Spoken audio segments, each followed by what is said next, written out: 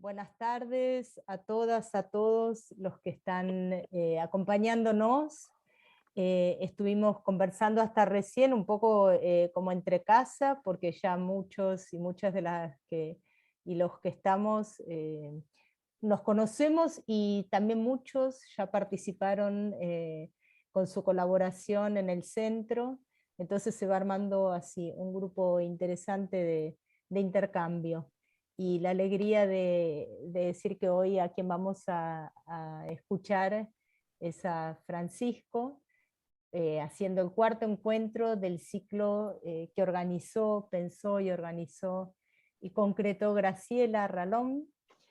Entonces vamos a dar inicio. Quizá, Graciela, si les parece, si tienen ganas, quienes están trabajando justamente en otros países, si querés, antes de empezar la presentación propiamente dicha, podemos darles un minutito o unos momentos la palabra para que cuenten dónde están y qué están haciendo, porque pienso que es una manera también de intercambiar la vida nuestra en los quehaceres académicos, que en realidad esperemos que sigan siendo placeres y quehaceres vitales y no solo académicos. Entonces, Perfecto, Laura, me parece muy ¿te bien. parece? Podemos Sí, introducir cómo está Cielo, sí, está Erika, sí. Francisco, si estás de acuerdo. ¿Sí? Sí, me encanta. Dale. Bueno, entonces, o empezamos con eso y después Graciela largás la presentación. Dale, Sí, voy a prender la luz. Sí, dale, bueno. Bueno, entonces, como les decíamos, recién antes de empezar la grabación, fue acercándose gente que está fuera de acá de Argentina, trabajando en proyectos interesantes. Les damos la palabra a quien quiera presentarse y contar brevemente dónde están y qué están haciendo. Basta con que abran el micrófono o que levanten la mano, como quieran. Bueno, esperemos no sacarle el protagonismo a quien va a exponer hoy. Si querés, Eri, empiezo yo y cortito y después te doy lugar a vos. Dale. Bueno, yo soy Cielo, estoy trabajando en la Universidad de Freiburg desde agosto del año pasado. Estoy trabajando más que nada en el concepto del sí mismo en Kierkegaard y la recepción del concepto en Heidegger. Mi tesis se titula La dimensión ontológica, ética y religiosa del sí mismo en Kierkegaard y en Heidegger. En Heidegger específicamente estoy trabajando todos los textos que tienen que ver con la época de Simon Said, y en Kierkegaard estoy trabajando los textos de específicamente la enfermedad mortal, migajas filosóficas, el concepto de la angustia, el postscriptum. Son esos 4 textos, después algunos más, pero específicamente esos donde Kierkegaard se especifica un poco más el uso ontológico, ético y religioso del concepto del sí mismo. Estoy participando también de algunos seminarios en Dinamarca, organizado por el Centro Søren Kierkegaard, lo lleva adelante el profesor René Rosford, y un seminario organizado por la Universidad de Sevilla, llevado adelante por Ángel Viñas Vera. En ambos trabajamos textos diferentes de Kierkegaard. En uno trabajamos el postscriptum en Dinamarca, y en España estamos trabajando migajas filosóficas. Bueno, acá en Freiburg estoy con el profesor Marcus Enders, y en Argentina me dirige Ángel Garrido, que seguramente también muchos de ustedes los conocen. La verdad que estar acá a mí me permite tener un acceso a bibliografía que por ahí estando en Argentina no lo podía tener, y también el intercambio con especialistas me está ayudando muchísimo a orientar mejor mi tesis. Así que feliz de estar acá.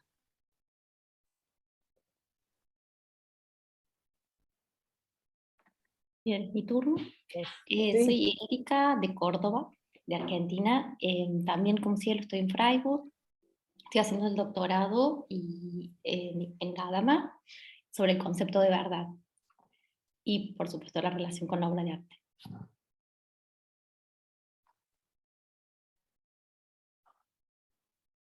Muchísimas gracias, Juan. ¿Querés contar la presentación? Y después ya largamos realmente, porque estás recién venido. No Per- sé si... Perdón, Laura, también está Francisco Parra, Ay, que espera. está fuera. No sé si él quiere contar. Ah, ahí está, sí, claro que sí, perdón. Francisco y después Juan, dale. Perdón, Francisco. No, no hay problema, gracias Jorge. No, estoy en España, bueno, ya he estado aquí varias veces escuchando este seminario tan genial y a Francisco también muy interesante que lo he escuchado varias veces. Estoy trabajando básicamente en Levinas y la fenomenología francesa. Y bueno, ya estoy prácticamente radicado aquí porque ya tengo familia en España, o sea que ya soy de aquí y soy de allá, de Colombia, bueno, en mi caso. Y bueno, pues muchas gracias. ¿Está Francisco en Madrid? Pues ahora estoy viviendo más en la zona de Valencia, pero estoy trabajando sobre Bien, todo en Madrid en Madrid. con García Baró, básicamente, Ah, y a veces pues con Agustín, con ese grupo claro, con el grupo de- de... que ellos tienen allí. Sí, sí, sí. Gracias, Francisco. Sí, Juan. ¿Qué tal? Buenas tardes. Brevemente, acabo de volver de Puebla, de la Benemérita Universidad Autónoma de Puebla, de un coloquio que se organizó en homenaje a Pierre Bourdieu y los 20 años de su fallecimiento.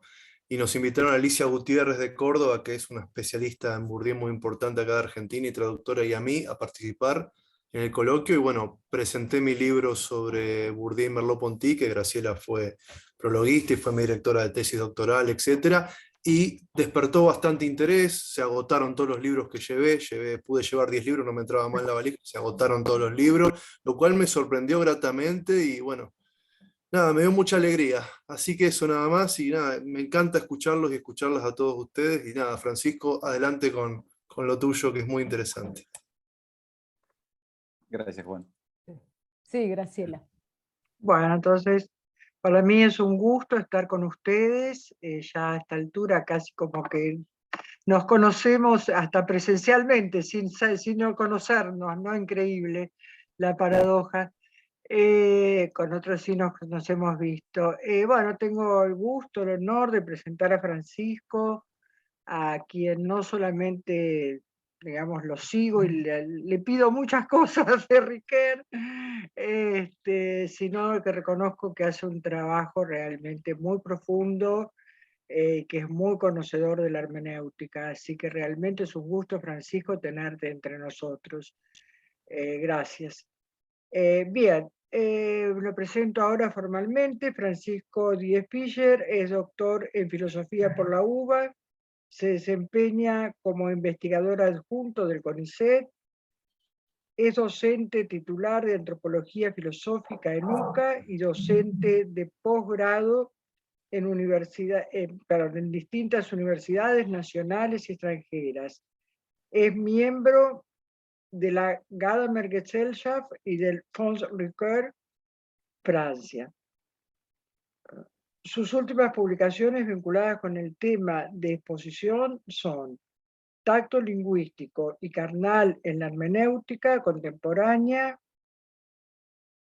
en hermenéutica o subtilitas explicandi e subtilitas applicandi, editorial Círculo Hermenéutico 2022, y Phenomenology of the Book and Hermeneutic of the Text, Touching and Interpreting Space.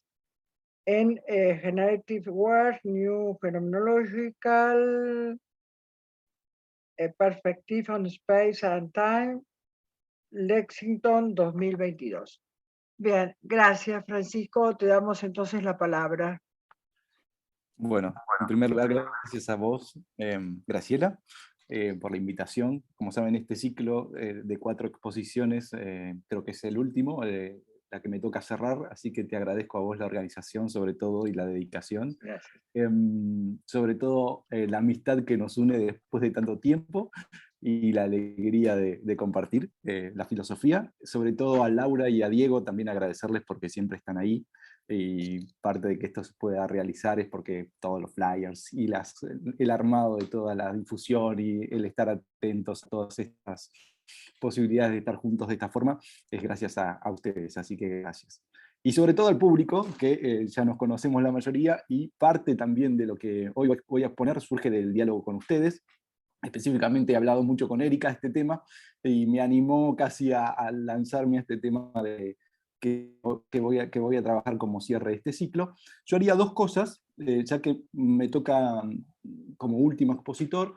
Por un lado, intentaré hacer una breve introducción con dos puntos. Primero, justificar por qué elegí este problema que voy a trabajar, y segundo, cómo se inscribe en el ciclo. Ya que me toca al final y hemos pasado por una serie de exposiciones desde el principio de año que tiene un sentido, trabajar esos dos puntos como una forma de introducción. Y después sí ir específicamente al texto. Para hacer presentación de eso, tengo acá un pequeño PowerPoint. Verán. ¿Se ve bien ahí? ¿Sí? ¿Compartir? Ok. Esos son los dos puntos primeros que me interesaría simplemente, a forma de introducción, justificar por qué el tema del cuerpo en la hermenéutica, ¿no? Que es un poco lo que voy a trabajar hoy. Básicamente me parece que es un tema, como saben, porque la hermenéutica se dedica mucho al tema del lenguaje, la hermenéutica filosófica inventada por Gadamer, Ricoeur, mucho se dedica también al concepto de texto, como modelo del ser, de la acción, etcétera, todo lo que ya sabemos, pero poco sobre el cuerpo y la corporalidad vivida, ¿no? Es todo un problema dentro de la obra de Gadamer, es todo un problema dentro de la obra de Ricoeur. Vamos a tratar de analizarlo ahí, pero básicamente la elección de la corporalidad y la hermenéutica es porque uniendo esas dos palabras, cuerpo y hermenéutica filosófica, ya hay una tensión, ¿no? Y cuando pensaba en cómo presentar este tema como problema, me encontré, de paso pasó el chivo, con este libro de Esteban García, que acaba de salir publicado, y Esteban cuenta una anécdota al comienzo del libro que me sirve para explicar el carácter problemático de este tema. La anécdota parece que es la siguiente: parece ser que Merleau-Ponty, como saben, el gran filósofo de la corporalidad, va en la década de 60 junto con otros filósofos, a una conferencia de Sartre. Termina la conferencia y, como sucede, se van a un bar, ¿no? Están ahí juntos, y al finalizar la velada, Althusser y Merleau-Ponty vuelven caminando a altas horas de la noche, según cuenta Esteban, a su casa, ¿no? Y en esa caminata parece que Althusser aprovecha para hacerle una serie de críticas a la fenomenología de la corporalidad de Merleau-Ponty.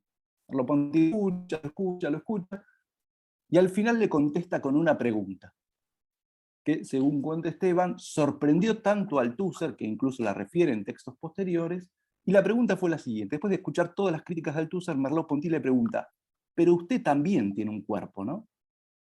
Como tratando de remitir todas las críticas de la teoría filosófica a la experiencia inmediata del mundo de la vida, de tener una corporalidad.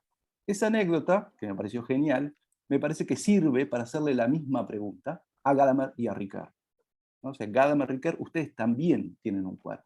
Digo, la ausencia de la temática de la corporalidad en la hermenéutica filosófica, que se ha dedicado, como saben, a tantos campos distintos, la historia, el arte, etc., ¿por qué no la corporalidad? ¿O por qué tampoco sobre el cuerpo en la hermenéutica filosófica de Gadamer y de Ricoeur? Veremos algunos otros autores en la línea de la hermenéutica que intentan saldar, por así decir, esta ausencia, pero me tomé el atrevimiento de traerlos los dos en una imagen completo. Hay algo bastante curioso, llamativo, que cuando uno busca las imágenes del filósofo, vieron como Derrida hace con Heidegger, lo que se ve sobre todo son imágenes de la cabeza, ¿no? Como si importara la cabeza en la filosofía más que la corporalidad. Me fue difícil encontrar estas dos imágenes, una de Gadamer jugando al tenis con su discípulo colombiano Gutiérrez, y la otra Ricoeur dando una conferencia, ¿no? Pero para dirigirles esa pregunta que ancla, por así decir, las teorías filosóficas que proponen estos autores en la experiencia inmediata del mundo de la vida, que es tener un cuerpo. Dicho eso, más o menos el esbozo de la elección del problema que me llevó a este tema. Esto fue mucho conversado también con Erika, por esa razón, porque es un tema que es difícil. Incluso la conferencia de Deño en el centro trabajó un poco este tema, por eso me animé. Venía trabajándolo, pero no expresamente, así que me animé a trabajar el problema del cuerpo en la hermenéutica. Segundo punto: ¿cómo escribir este problema en el ciclo que se titula, como Graciela lo eligió al comienzo de este año, Mundo de la vida, percepción y lenguaje? Me tomé el atrevimiento de rever, yo soy uno de los que hizo clic hasta el final en todos los videos de las conferencias anteriores, y recordarán que la presentación que hacía Graciela de por qué ella había elegido este tema para este ciclo, lo justificaba en esa fórmula que tiene Ricoeur de mutua presuposición entre hermenéutica y fenomenología. O sea, los presupuestos fenomenológicos de la hermenéutica y los presupuestos hermenéuticos de la fenomenología. En ese mutuo presuponerse, Graciela mostraba cómo lo que le interesaba era la experiencia muda de la percepción que luego se expresa en el lenguaje. Entonces, por eso el subtítulo, o ese binomio conjuntivo de percepción y lenguaje, como pensar la atención, que era el motivo por el cual ella elegía el ciclo.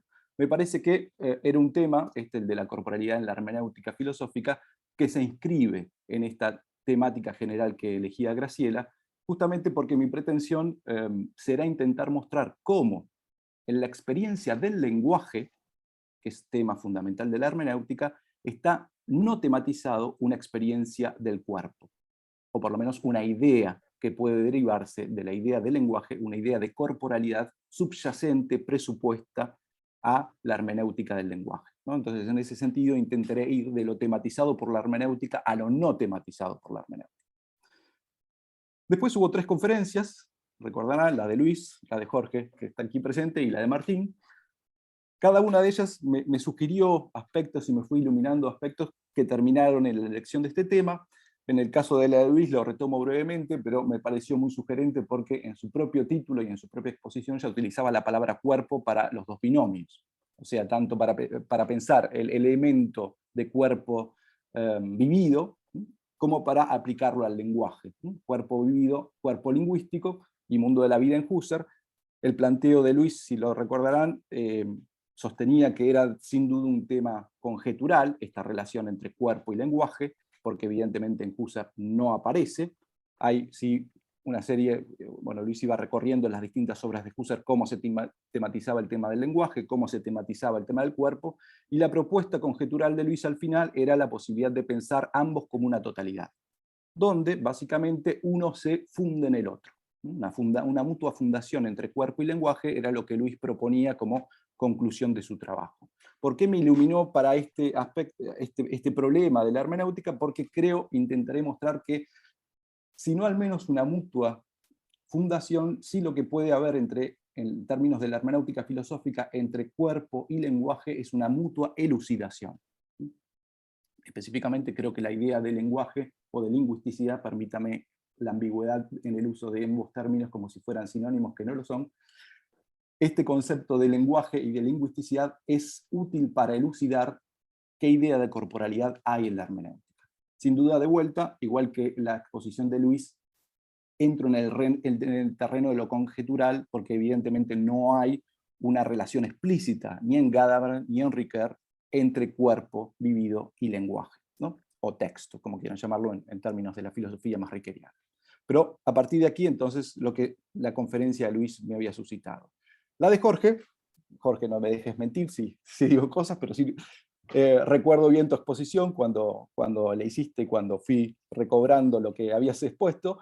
El título era ese, justamente La capa de la expresión no es productiva, la instancia antepredicativa de la fenomenología francesa. Exponías específicamente bueno, en Marion y en Romano, entre otros, pero esa importancia que tiene la instancia antepredicativa o previa a la predicación lingüística para revelar los fenómenos no objetivantes.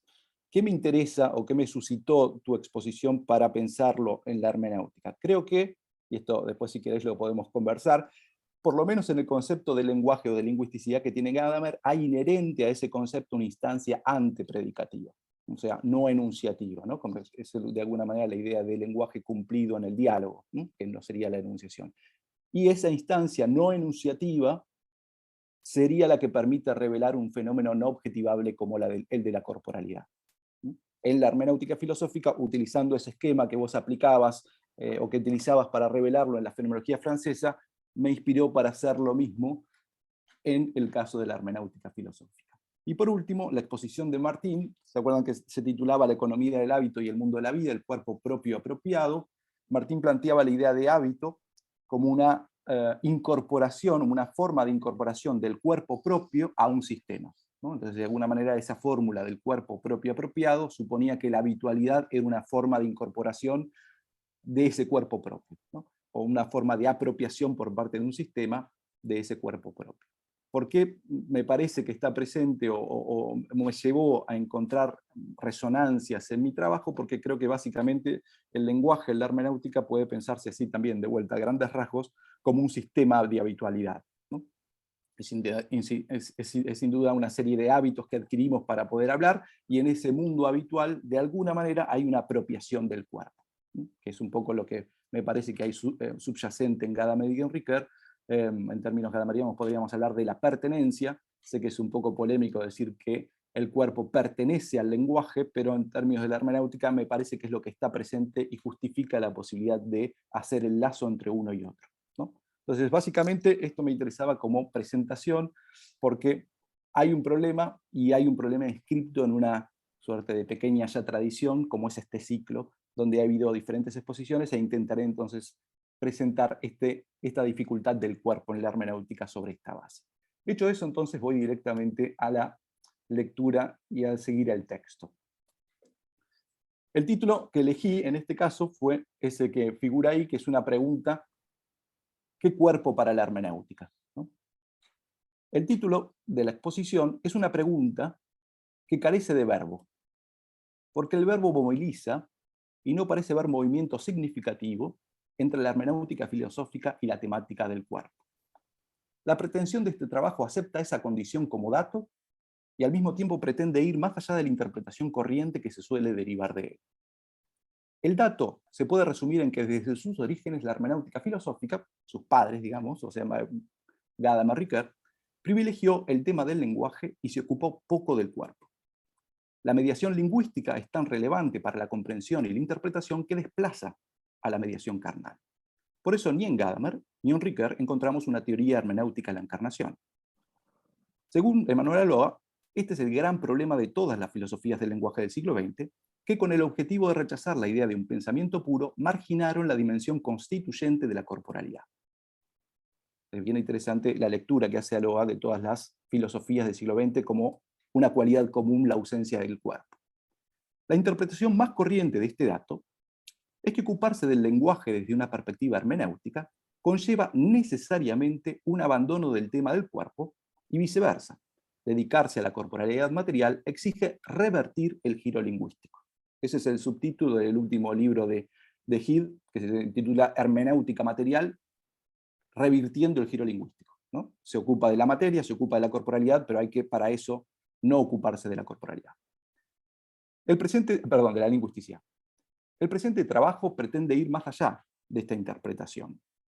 Cuestiona la idea de una necesaria exclusión entre mediación lingüística y mediación carnal, y busca una contaminación de elucidación mutua. Para eso, toma como punto de partida el dato innegable. Tanto en la hermenéutica de Ricoeur como en la de Gadamer hay una tensión evidente entre lenguaje y cuerpo, entre una presencia privilegiada del primero y una penuria temática del segundo, prefigurada por modos diferentes de asumir la herencia fenomenológica husserliana. Como saben, la herencia husserliana es fundamental para las filosofías del cuerpo y de la corporalidad del siglo XX, desde Merleau-Ponty en adelante. Hay una diferencia que no me detengo, pero es bien interesante, que es cómo Gadamer y cómo Ricoeur se vinculan con esa herencia. Si bien uno podría pensar, Gadamer en tanto discípulo directo que fue a las clases de Husserl, tendría una relación más directa. Lo que parece ser, cuando uno lo lee a uno y otro, es que es mucho más presente la fenomenología husserliana en Ricoeur que en Gadamer, ¿no? Quizás más conflictuado por la figura de Heidegger, en tanto que se convierte en discípulo directo y vive esa discusión entre Husserl y Heidegger de forma directa. Ricoeur, por su parte, como saben, está mediado por lo textual, tanto que le gusta su hermenéutica, porque básicamente no fue discípulo directo de Husserl, tradujo Ideas 1 en el campo de prisioneros durante la guerra, y después en el 45, junto con Merleau-Ponty, es de los primeros que va a los archivos Husserl, ¿no? Entonces tiene una recepción directa de los textos husserlianos. Ahí se juega un poco también la diferencia de asunción del cuerpo entre uno y otro, pero no me detengo, simplemente esa es la diferencia de relación con la herencia husserliana que tiene cada hermenéutica filosófica, la de Ricoeur y la de Gadamer. En el caso de Ricoeur, la tensión entre cuerpo y lenguaje es manifiesta, porque la elaboración de su hermenéutica textual reclama raíces fenomenológicas entre las cuales se encuentra la tesis sobre el cuerpo vivido, que asoma como una participación activa en el misterio de la encarnación originaria. Aquí está la herencia de Marcel, que también Ricard tiene. Esa tensión conflictiva recorre toda la obra rickeriana. Kearney, uno de los intérpretes más conocidos en este punto, ha mostrado que si bien una fenomenología del cuerpo es esbozada por Ricoeur en su obra temprana, Filosofía de la Voluntad de 1950, y retomada al final de su vida en el estudio 10º de sí mismo como otro, como fondo pasivo de toda acción, esa fenomenología de la pasividad, el lenguaje, que a partir de la década del 60 Ricoeur privilegia al ensayar su injerto hermenéutico en el método fenomenológico, significó una desviación del tema originario de la corporalidad. Esa es la lectura que hace Kearney. A partir de esa tensión no resuelta, que privilegia la hermenéutica del lenguaje en desmedro de la fenomenología del cuerpo, Kearney reanima el diálogo entre ambas y elabora su propio proyecto, que lo llama una hermenéutica carnal, donde la carne es el lugar privilegiado del sentido susceptible de interpretación. Esa es como su tesis, incluso los desarrollos que tiene es una suerte de book project, que es una relación de hospitalidad carnal entre personas que no pueden dirigirse la palabra, ¿no? Es bastante interesante, pero lo sostiene sobre Ricoeur, pero más allá de Ricoeur, elaborando lo que él llama eso, una hermenéutica carnal. Por otra parte, Malrich, en un texto también reciente, reconoce que el alejamiento progresivo de la reflexión sobre el cuerpo, y lo cito, dice, es el costo que debió pagar el giro lingüístico de la filosofía rickeriana hacia una hermenéutica del texto. El alto costo no significa que Ricoeur no ofrezca indicios suficientes para elaborar una teoría de la encarnación. Amalric la esboza, señalando que la carne rickeriana podría describirse como una mediación vulnerable e intersubjetiva de toda acción. No obstante, sus interpretaciones, las de Amalric, siguen manteniendo a distancia y en tensión excluyente carne y lenguaje. Aquí hay una referencia que me llegó hace unos días, que es este libro, no sé si se ve, se llama Paul Ricoeur y el cuerpo vivido. Ya el título mismo da a entender, digamos, lo novedoso del tema, ¿no? Sin duda, porque Ricoeur, en general, la relación con el cuerpo es bastante relativa. Es todo un libro dedicado a este tema, y hay una autora que es una filósofa holandesa que se llama Halsema, que hace, el título de su capítulo es Trascendiendo el dualismo entre lenguaje y cuerpo, ¿no? Específicamente lo trabaja en la idea de identidad narrativa, diciendo, bueno, cómo a partir de, en este caso de Ricoeur, se puede entender superar el dualismo entre cuerpo y lenguaje, ¿no? Que es inherente, dice ella, a todas las lecturas de la hermenéutica. Entonces, su trabajo básicamente postula, lo resumo, pero postula que nuestra encarnación ontológica, como la plantea Ricoeur, que nos da la perspectiva individual en tanto que estamos encarnados, se articula con la dialéctica, dialécticamente con la capacidad del lenguaje para universalizar esa perspectiva, ¿no? O sea, la capacidad de universalización vendría por el lenguaje, según Hans Selma, en Ricoeur, y se complementaría con el perspectivismo de la carne, y así habría una relación dialéctica entre carne y lenguaje. Bastante interesante, pero justamente en este contexto donde carne y lenguaje intenta superar la exclusión que parece ser natural, ¿no? A toda lectura. En el caso de Gadamer, hay algunos textos tardíos dedicados al abordaje fenomenológico del cuerpo en relación con la enfermedad y la salud, pero el tema no ocupa un lugar tan central ni fundacional en su hermenéutica como el de la lingüisticidad. Denio, acercando hermenéutica y fenomenología, ha ensayado establecer una analogía entre los prejuicios elaborados por Gadamer y el cuerpo vivido formulado por Husserl. Lo ha hecho en la conferencia que dio en este centro el 21 de septiembre de este año. La productividad de la analogía reside en que tanto los prejuicios como el cuerpo vivido comparten, según Denio, primero, ser condición de posibilidad para la apertura al mundo, una condición limitada de los prejuicios para la comprensión y de los esfuerzos corporales para la percepción, y segundo, comparten ser elusivos a la conciencia reflexiva y exigir un desplazamiento subjetivo para revelarlos y transformarlos. En suma, los prejuicios son nuestra encarnación en la historia, pues, y formulo su tesis en forma de pregunta, ¿cómo pertenecemos al mundo histórico si no es por el cuerpo? ¿No? Esa es la tesis que exponía en la conferencia. Asimismo, Matthias Baum recupera los textos tardíos de Gadamer sobre la salud y la enfermedad para mostrar que en ellos se esconde una teoría del cuerpo vivido en oposición al cuerpo objetivado por la medicina y la técnica. Son textos dedicados justamente a la medicina, a la salud, a la enfermedad, y Baum muestra cómo están los dos conceptos husserlianos de Leib y de Körper jugando, ¿no?, en Gadamer. Según Baum, en esos textos los esbozos gadamerianos sobre la corporalidad vivida son productivos para las propuestas de cognición encarnada, que por eso en sus comienzos se definen como un enfoque hermenéutico. Él lo trabaja en esa perspectiva, dice, bueno, los trabajos de Varela y Thompson al comienzo se definen como un enfoque hermenéutico de la comprensión encarnada. Después se separan por los problemas que la hermenéutica tiene con el cuerpo, pero en principio parece ser la hermenéutica de Gadamer productiva para eso. Por eso ellos mismos se autodefinen como un enfoque hermenéutico de la encarnación en la comprensión. Tal inscripción y productividad surgen de la idea gadameriana de Wirkungsgeschichte, según Baum, pues que la operatividad eficaz de la historia sitúa históricamente operatividad eficaz de la historia sitúa históricamente la comprensión y determina su estructura prejuiciosa, constituye para Baum un programa fecundo para pensar la determinación corporal y encarnada de esa comprensión, ¿no? Así que sería la experiencia de la historia o el modelo de la experiencia histórica de la hermenéutica gadameriana lo que serviría para pensar la encarnación en la comprensión. Estas distintas interpretaciones de Gadamer y de Ricoeur, que buscan elaborar ideas sobre el cuerpo a partir de sus hermenéuticas, comparten el rasgo común de marginar el lenguaje. Mantienen un dualismo entre lenguaje y cuerpo que los excluye mutuamente. En el caso de Gadamer, esto llama particularmente la atención, ahora voy a intentar mostrar por qué, y lo convierte en objeto particular del presente trabajo. He hecho esto mismo en otro texto sobre Ricoeur, pero aquí también por cuestiones de tiempo me voy a reducir a cómo en Gadamer se puede ver este problema, más allá de este contexto común entre Gadamer y Ricoeur, entre lenguaje y cuerpo. Aunque sea productivo pensar la condición encarnada desde la condición histórica y su fuerza determinante, Gadamer ha postulado en la tercera parte de Verdad y Método que para una verdadera comprensión del lenguaje es indispensable la idea de encarnación. Como recordarán, ahí es la única excepción en la historia del olvido del lenguaje. La palabra hecha carne del cristianismo expresa el auténtico ser del lenguaje porque revela su unidad inseparable con la comprensión.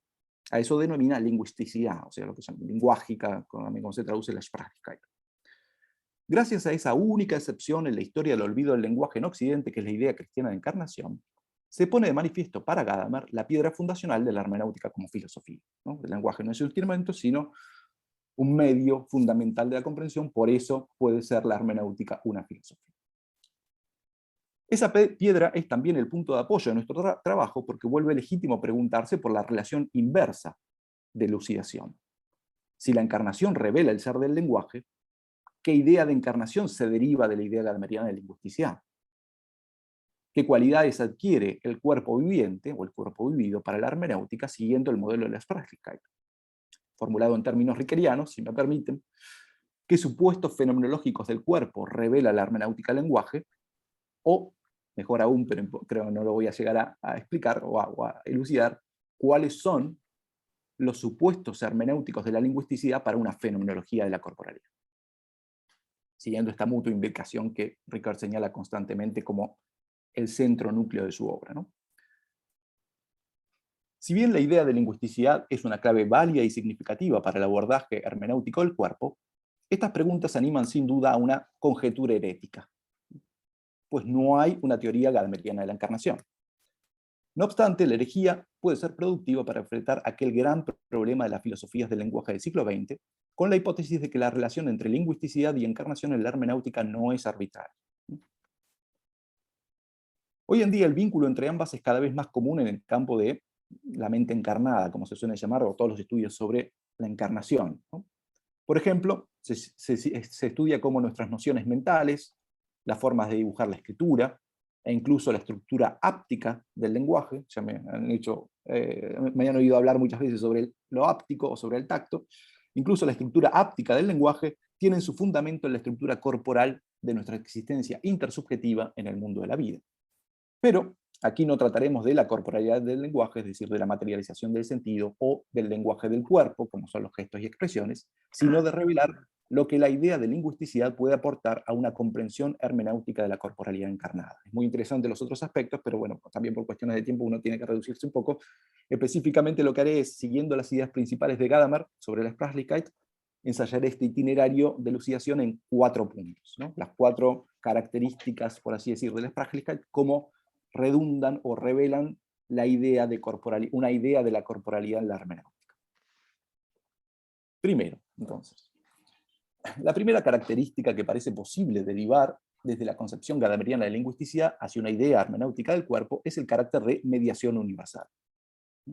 Es bien sabido que la pretensión filosófica de la hermenéutica gadameriana se apoya en la formulación del concepto de lingüisticidad como medium universal de toda experiencia del mundo.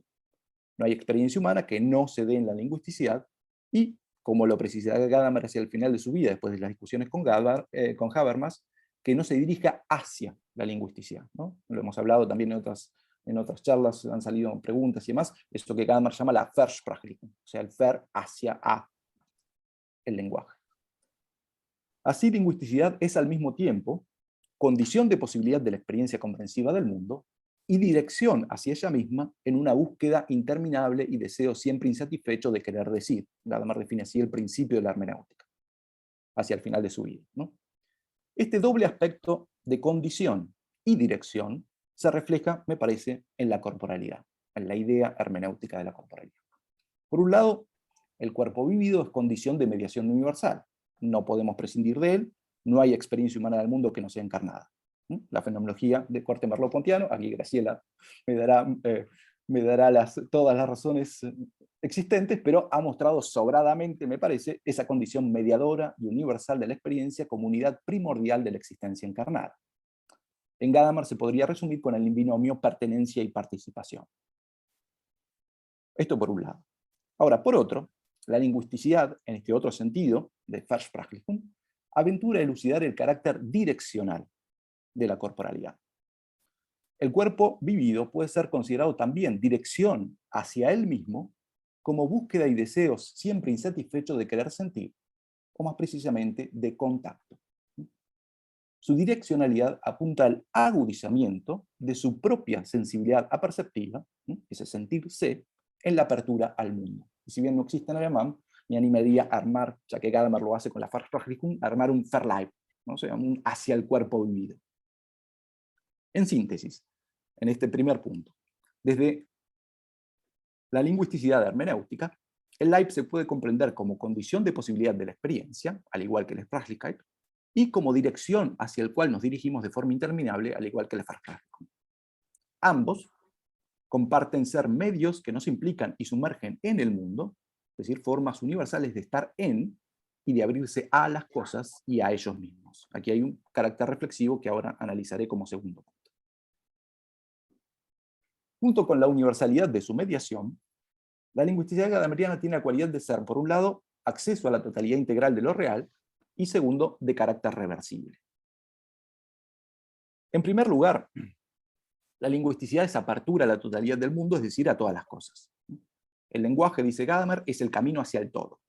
Lo dice en los textos. Jean Bardet-Méthode formula esta idea del lenguaje como acceso a la totalidad de las cosas. Esa cualidad de abrirse a la totalidad corresponde también al cuerpo.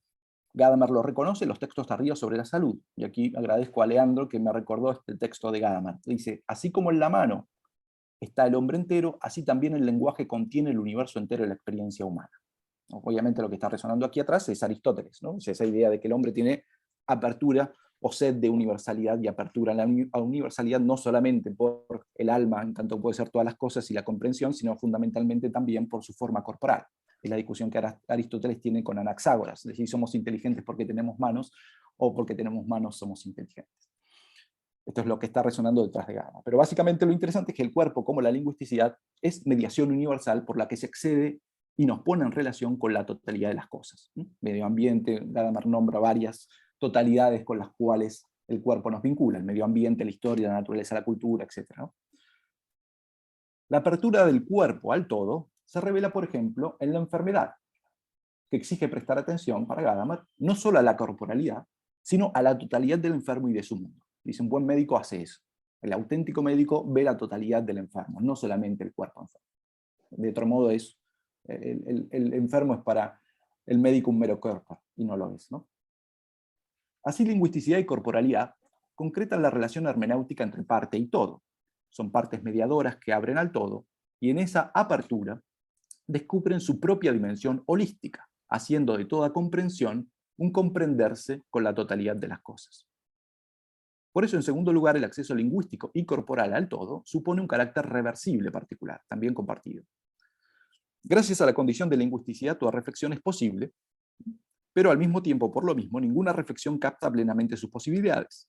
Es decir, tiene siempre un punto ciego que impide una indagación completa de sí misma y de la mediación en la que ella se desarrolla. La lingüisticidad es reversible porque el lenguaje se vuelve sobre el lenguaje, pero su propia opacidad impide un punto final, por eso todo diálogo es infinito. Esa misma cualidad se aplica al cuerpo vivido. Merleau-Ponty la describe como un punto de pliegue siguiendo la doble sensación táctil de Husserl. Cuando mi mano derecha toca mi mano izquierda, como saben aquel famoso ejemplo, se realiza al nivel del cuerpo una vuelta sobre sí como sujeto y objeto de sensación. Pero esa reversibilidad sensible es también duplicación, según Merleau-Ponty, por eso la reflexión siempre fracasa. Aquí hay un bellísimo texto de Merleau-Ponty de signos, que está ahí en nota al pie. Obviamente no es el autor de referencia para este trabajo, pero dice: el lenguaje es, pues, este aparato singular que nos da como el cuerpo más de lo que hemos puesto en él, para mostrar la cercanía entre uno y otro, ¿no? Esto no solamente puede uno traerlo en la hermenéutica, sino quizás en la fenomenología más corporal, esta relación con el lenguaje. En las flexiones lingüísticas y sensibles, la corporalidad y la lingüisticidad vividas revelan su cualidad compartida de articulaciones reflexivas mediadoras del acceso a la totalidad. Aquí también hay algo bastante interesante que no analizo, pero es el concepto de articulación. En esta idea de flexión ya aparece en Husserl, lo toma también Deleuze, para entender cualidades comunes al cuerpo y al lenguaje. Tercera característica. En su mediación universal, holística y reversible, la lingüisticidad es también un medio inseparable, caracterizado por pasar desapercibido y por tener una interioridad, todas cualidades que le otorga Gadamer. Gadamer propone el carácter inseparable siguiendo a Herder y a Humboldt. Como sabemos, establece la unidad íntima e indisoluble entre lenguaje y pensamiento porque no se puede pensar sin palabras, por eso es inseparable. Esa inseparabilidad de la lingüisticidad corresponde también al cuerpo vivido, en tanto no se puede comprender, ni percibir tampoco, sin cuerpo, como revelan las teorías de la cognición encarnada. Tal inseparabilidad común conlleva que ambos medios compartan también el carácter de desapercibidos y de interioridad. Esto es bastante interesante, por lo menos cuando uno va encontrando estas palabras, resuenan en los dos campos, ¿no? En el del cuerpo y en el del lenguaje. Desapercibidos, ¿por qué? Porque el lenguaje no solo fue olvidado en la historia de Occidente, como sabemos según Gadamer, aunque se recupere excepcionalmente con la idea cristiana de la encarnación de la palabra, sino que se auto-olvidó, como condición de su propio ejercicio de mediación inseparable. Hablar, dice Gadamer, es la acción de máximo autoolvido que realizamos como seres racionales. Estar en la palabra hasta perderla como objeto es el modo fundamental de todo comportamiento lingüístico. Recuerda Gadamer una experiencia con su propia hija que dice: ¿cómo se dice fresas en alemán? Y entonces cuando le dicen cómo se dice, bueno, hasta que no la olvide no voy a estar en la palabra, ¿no? Y Gadamer toma ese ejemplo para decir cómo nosotros olvidamos el lenguaje y habitamos el lenguaje, y para poder hablarlo necesitamos olvidarlo, ¿no? Y ese es el trabajo o la idea del auto-olvido. Y tiene un doble aspecto. Según Gadamer, el auto-olvido es la fuerza protectora y ocultadora del lenguaje, que por un lado se protege de la dominación instrumental, porque debemos olvidarlo al hablar, entonces no lo podemos usar, y nos protege de una dominación similar sobre nosotros mismos porque nos olvidamos en él, ¿no? En los textos tardíos, ese mismo carácter pertenece a la corporalidad, Gadamer mismo lo dice, ¿no?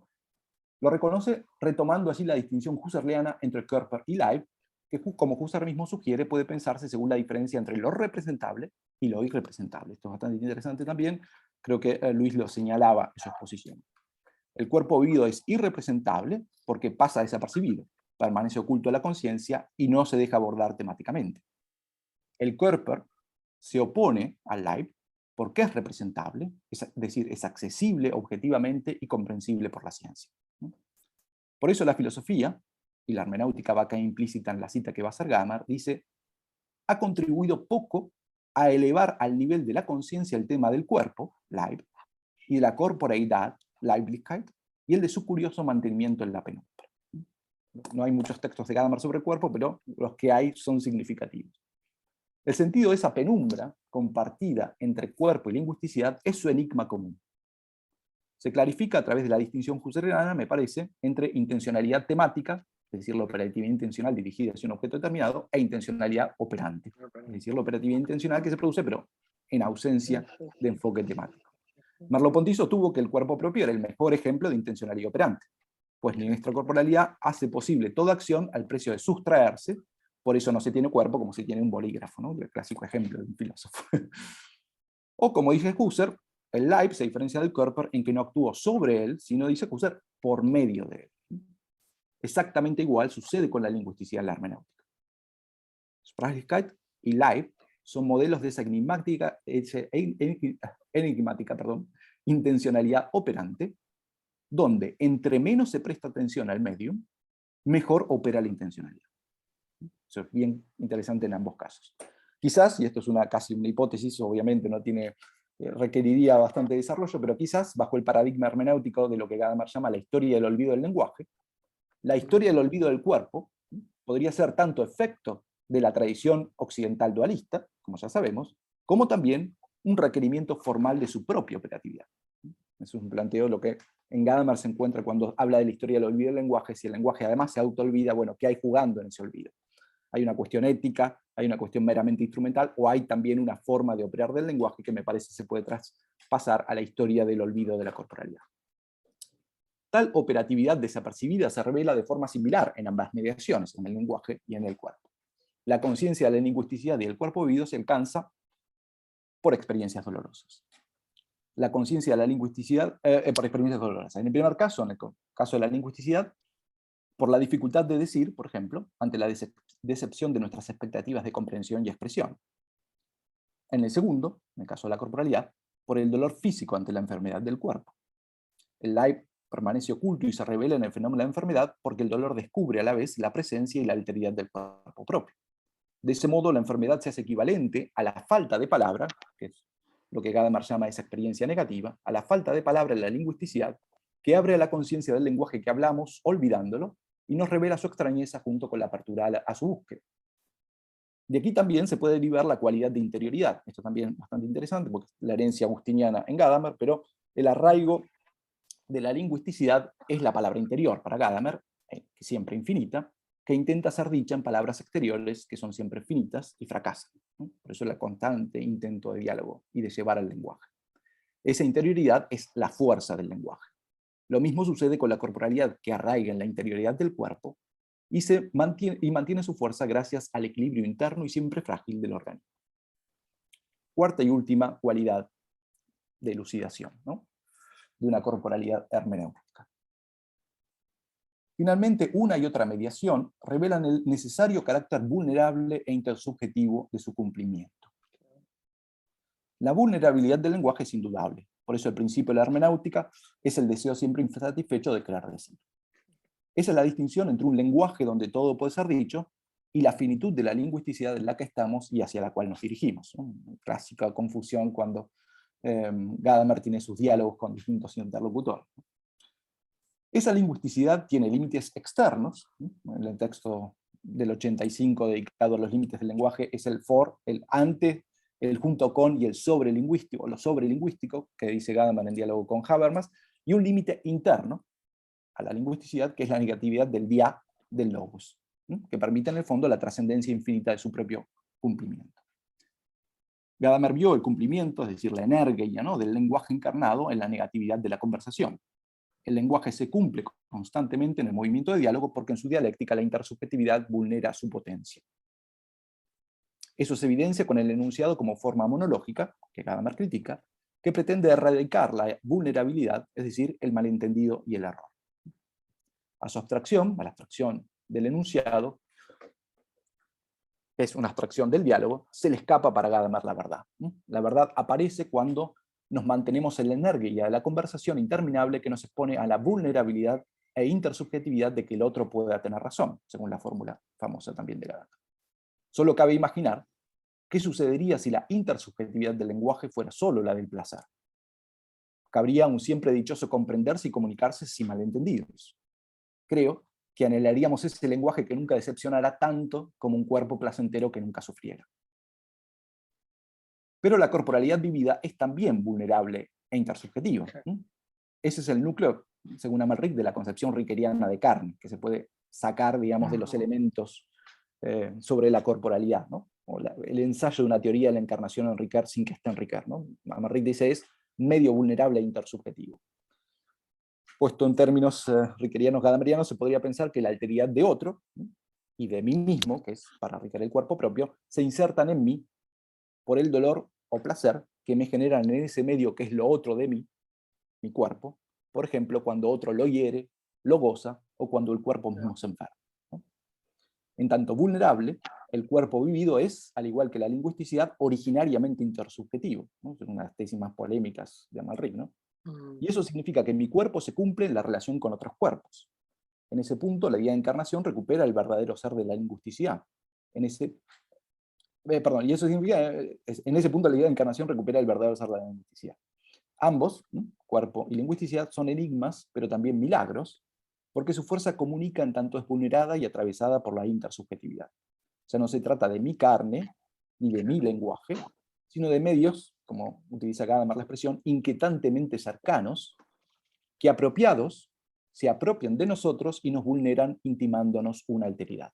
Me parece que aquí está el problema que planteaba Martín también en su exposición, traducido en estos términos de lenguaje y cuerpo. Finalmente, en este cruce de mediaciones, la lingüisticidad de la hermenéutica revela cuánto le importa el cuerpo vivido. Por un lado, dejando aludido lo que puede entenderse. El enunciado predicativo es al diálogo lo que el Körper es al Leib. El primero, lo objetivado y abstracto del segundo, es la dimensión respectiva de lingüisticidad y de encarnación. Por eso, según Gadamer, la imposibilidad de diálogo entre médico y paciente surge en realidad de una reducción a mero Körper que el primero hace del segundo. Y la búsqueda de la salud del Leib exige de un equilibrio integral total, a la vez físico y lingüístico, que involucre el intercambio de cuerpo y palabra entre médico y paciente. Por otro lado, queda en evidencia que el lenguaje se cumple en el diálogo como el cuerpo en la salud.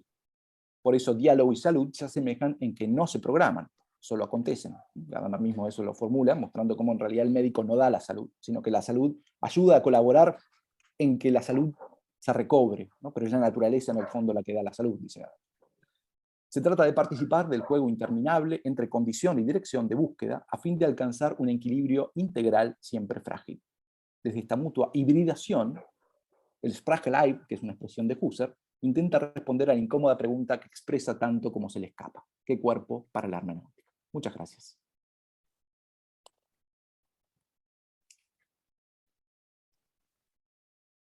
Bueno, gracias Francisco, realmente excelente tu exposición. Por supuesto que podría una serie de preguntas y podríamos continuar el diálogo, que me gustaría, por supuesto, porque sobre todo, bueno, tengo muchas cuestiones, no voy a tomar yo la palabra ahora, o por lo menos esperaré que dejar, digamos, otra participación, pero, digamos, decir lo único que sí me interesa recalcar, que en estos, no en todos, sobre todo en el primero y en el último de estos presupuestos hermenéuticos, el trabajo que seguramente conocés, porque me parece que la cita de Merleau-Ponty está en ese texto, creo, vos me dirás, yo tengo memoria pero no tanta, el trabajo de signos, la filosofía del lenguaje, es un ensayo perfecto para trabajar justamente el primero, quizás otros más, pero el primero y el último presupuesto están muy claros en ese trabajo. ¿Sí? Él comienza, digamos, hablando de un cuasi cuerpo, que es cuasi lenguaje. Después aparece esta intención del querer, la intencionalidad operante del querer decir. Bueno, finaliza justamente con el tema de la intersubjetividad.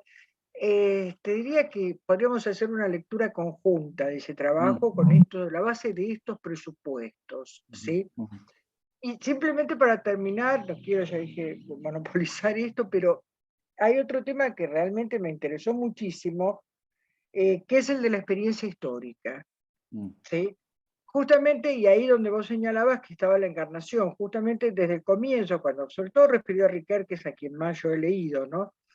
cuando vos señalabas, digamos, es decir, bueno, esa primacía que tuvo el lenguaje, sobre todo en texto y narración, en los 3 tomos, ¿no es cierto?, de tiempo y relato, porque creo que ahí es donde, digamos, es decir, la primacía del lenguaje se hace muy, muy evidente, casi como que es lo único, ¿no? Igual tiene sus matices, creo yo, que también, porque en las 3 mímesis no aparece en la primera, digamos, es decir, condición de la otra, la segunda condición, están relacionadas. Pero justamente pensaba, es decir, desde la simbólica del mal, todo lo que es el lenguaje de los gestos, el símbolo como el doble sentido, todo eso que después para mí aparece o se puede ver a partir justamente del trabajo memoria, historia en memoria, olvido. Y en otros trabajos relacionados, digamos, con ese texto, ¿no? Porque ahí aparece otra vez el gesto, ¿no? Es decir, ahí aparece el gesto del perdón, por ejemplo. Entonces, es eso que quizás había quedado opacado y que es tan rico, digamos, en Enrique, nuevamente aparece en toda la última obra, es decir, que tiempo y narración bien, pero fue así como el gran boom, pero es decir, está precedido y antecedido por otras cuestiones. Pero bueno, por eso te digo, me parece excelente, podríamos seguir, simplemente dejo el paso a otras preguntas porque creo que Matías Pixi levantó la mano, ¿no? ¿Sí? Gracias, yo ya te tomé nota, digamos. No, bueno, eso para seguir después cuando podemos, ya te digo, seguir trabajando juntos esto. Ahí está la mano de Francisco. Matías había saludado, pero Francisco, si no, levantaste la mano. Tocayo. Está sin micrófono todavía, sí. ¿Se me escucha? Sí, vale, pues muchísimas gracias, Francisco, impresionante. Da mucho que pensar. No sé cómo plantear realmente la pregunta, porque ese paralelismo entre cuerpo y lenguaje, hay elementos del cuerpo, por ejemplo, la parte, claro, es verdad que a lo mejor tiene que ver con mi falta de conocimiento en algunas cuestiones, pero por ejemplo el punto cero, perdón, el tercer punto creo que era ¿cómo lo decías tú? No era lo inseparable, era el carácter transparente, no sé si, oculto que podría tener el lenguaje, no sé exactamente cuál era. Sí. En el caso del cuerpo, hay elementos del cuerpo que por ejemplo, cuando se habla del punto cero del cuerpo, aún percibo de algún modo, la característica extraña del cuerpo es que lo percibo de algún modo.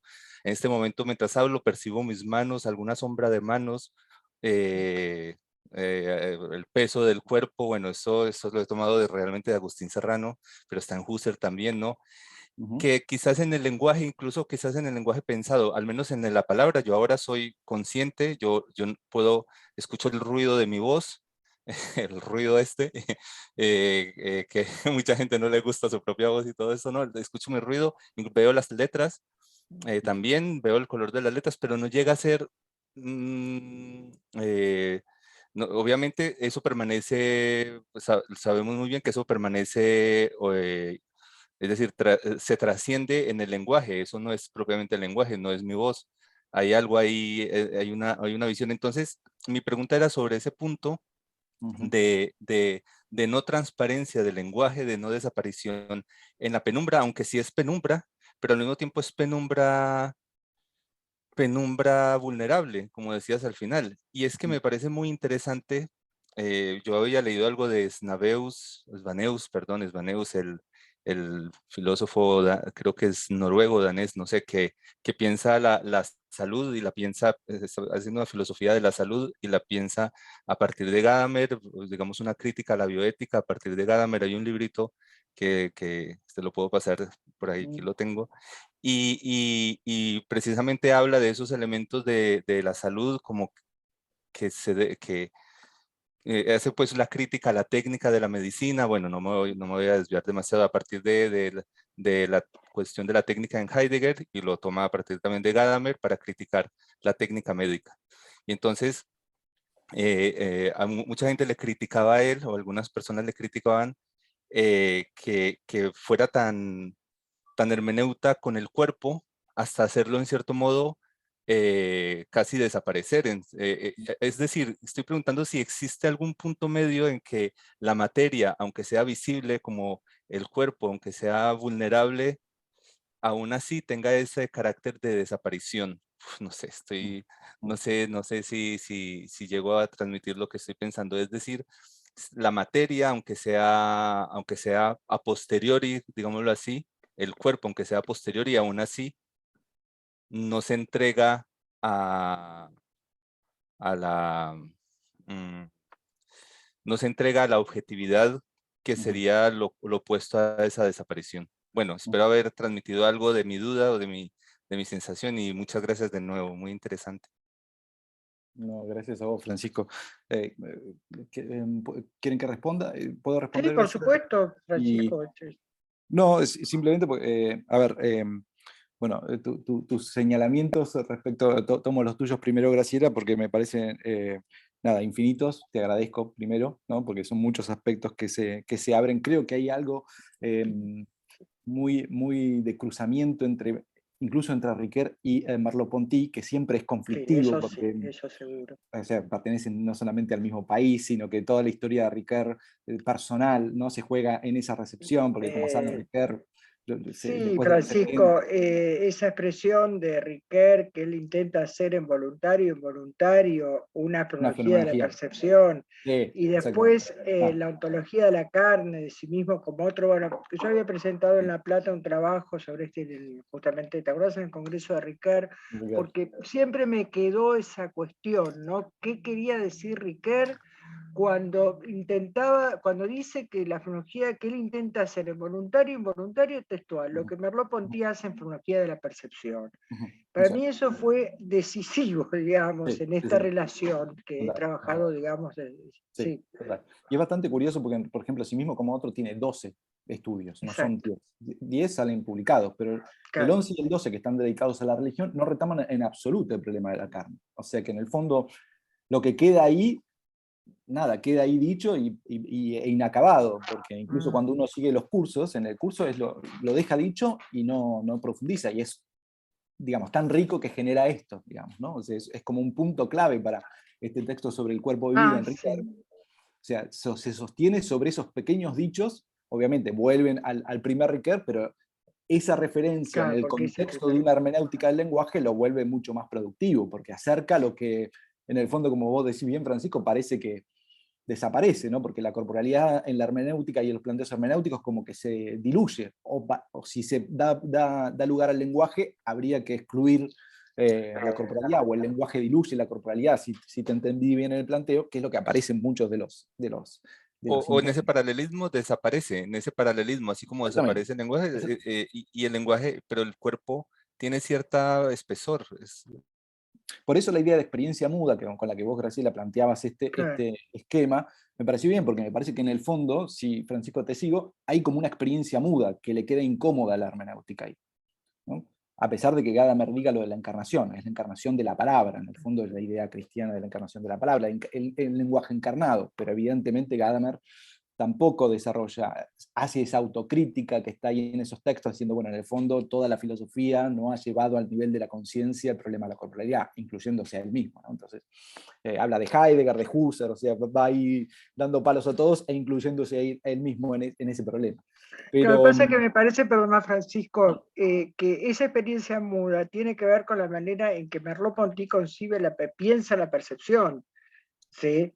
Es decir, que ya también la piensa Husserl, y esa, digamos, esa cuestión de la estesis, digamos, no está en lo sensible, pensado de esa manera. Me parece que en Gadamer no es tan claro. Es decir, por eso justamente creo que ahí es una cuestión ya más de presupuesto del cual se parte, ¿no? Del cual parte Gadamer o del cual parte la fenomenología. Pero bueno, esto me lo sí, discutirán total. los gadamerianos, yo no puedo dar... Un dato es interesante cuando uno apunta a la idea de sensibilidad en la hermenéutica, ¿no? Grondin tiene muchos trabajos que los titula así, la Sí, eso es sensibilidad en la cierto. hermenéutica, la sensibilidad hermenéutica. La sensibilidad hermenéutica es la del oído, básicamente, o sea, la de vinculada al Claro. lenguaje. ¿no? Los otros lugares como el tacto y le quedan incómodos, justamente porque en realidad cuando se trata de alcanzar esa percepción que queda muchas veces o sea, antes del lenguaje, o que está por fuera del registro de lo que se puede decir, y ahí está el problema, ¿no? Entonces, evidentemente, ahí hay una dificultad de la hermenéutica que es clásica, ¿no? Creo que a Riquet en ese sentido, por tener las raíces fenomenológicas más cercanas, a pesar de que su esfuerzo no haya sido una fenomenología de la percepción, sino una fenomenología de lo voluntario e involuntario, pretendiendo que el acto voluntario es más revelador que el acto perceptivo, bueno, está más presente menos en su hermenéutica con estas idas y vueltas, pero en los dos hay idas y vueltas, ¿no? Por eso el cuerpo es como incómodo, ¿no? En ambos casos, pero bueno, no. Gracias a los dos. Perdón por la... hay algo sí interesante, hay un artículo de Memoria e Historia de Esteban Ligoe sobre la carne en Memoria, Historia y Olvido. Sobre la figura de el poder de la carne en el perdón. Eso está bien. Porque es hacer lo mismo, ¿no? O sea, es traspasar de sí mismo como otro y llevarlo a un campo de la obra siguiente donde no aparece, pero que está supuesto. Exacto. Mati, ¿querés? Gracias. No, a vos, Francisco. Bueno, Francisco, muchas gracias por tu excelente conferencia, como siempre. Quería pronunciar una consulta o ampliar un poco la discusión sobre cosas que siempre hemos hablado, quizás, que es el tema de quizás ampliar este problema de la relación entre hermenéutica y cuerpo en la nueva fenomenología y sobre todo en la obra de Chrétien, ¿no? Porque cuando vos hablabas, me acordé de esta obra Corp a Corp de Chrétien, que es muy interesante, donde él trabaja el problema de la relación entre el lenguaje y corporalidad en la pintura, ¿no? En la obra de arte, cómo se expresa, en primer lugar, una corporalidad originaria de alguna manera, y a su vez un lenguaje, digamos, antepredicativo, no predicativo, se podemos discutir, y sobre todo en este cuadro que él encuentra de Lacroix, en Saint-Sulpice, que está esa la lucha con el ángel, donde él muestra cómo hay una lucha ahí entre, no me acuerdo qué personaje bíblico, y el ángel, y ahí cómo se puede manifestar mediante la pintura, ahí está, gracias, mediante la pintura se manifiesta un modo de corporalidad anterior, digamos, a la espiritualidad, pero que sin embargo tiene algo que ver con este silencio que se expresa en la pintura, pero ese silencio no es una falta de palabra, no es un silencio antepredicativo, lo que él llama el verbo silencioso, el verbo infante, usa esas palabras que me interesa mucho explorar a mí, pero quizás digo puede ser otra relación para pensar cuerpo y hermenéutica, aunque en Chrétien sabemos que la palabra hermenéutica a él mucho no le gusta, no le ha gustado mucho esa palabra, para él es una palabra que ha perdido valor, según dice, digamos, pero sacando eso que dice, digamos, me parece interesante ver cómo en el arte se pone en juego también un vínculo entre este lenguaje anterior a la predicación y una corporalidad originaria, ¿no? No sé, por ahí, sí. No sé qué pensás vos. No, gracias por la referencia. En realidad, por ejemplo, a mí me gusta mucho que tiene en la llamada y la respuesta, creo que lo hemos conversado alguna vez, ¿viste? O sea, empieza todo el problema de la llamada y la respuesta en el ámbito del lenguaje y termina con un capítulo dedicado al tacto. Dice, y empieza así el capítulo, diciendo, todo lo anterior no se entiende si no trabajamos el tacto en Aristóteles. Y de repente uno se encuentra con un tema que, eso es sorprendente, esa capacidad de hacer el pasaje, ¿no? Que parecería tan difícil viniendo de la hermenéutica, ¿no? Como si el lenguaje se comiera, por así decir, todas las cosas. A mí me gusta mucho esa frase, ese concepto de Husserl de Sprachleib, o sea, como de el cuerpo vivido del lenguaje, ¿no? Y él, en Ideas 2, por ejemplo, perdón, saco la referencia a Chrétien, pero me hiciste acordar, porque en Ideas 2 el Leib no es el cuerpo vivido del ser humano, es todo cuerpo de un sentido. Entonces, por ejemplo, dice, el texto de la conferencia, claro, es un ejemplo de un filósofo, ¿no? El texto de la conferencia que cobra cuerpo en las hojas, que cobra cuerpo en la tipografía, es el cuerpo vivido del lenguaje. Entonces, la posibilidad de pensar esa hibridación, a veces me parece que la hermenéutica le queda como incómodo viniendo del lugar del lenguaje. Quizás muchas veces a la fenomenología, digo, signos Merleau-Ponty, Husserl, Ideas 2, le queda más cómodo viniendo del lado de la percepción y específicamente de la corporalidad, ¿no? Yo intenté el camino inverso, ¿no? Lenguaje al cuerpo. Sí. Me parece que, bueno, mucha de la primera exposición de Luis era bien clara en ese punto, ¿no? Cuerpo viviente, cuerpo lingüístico en Husserl. Que bueno, nada, gracias, más allá, Mati.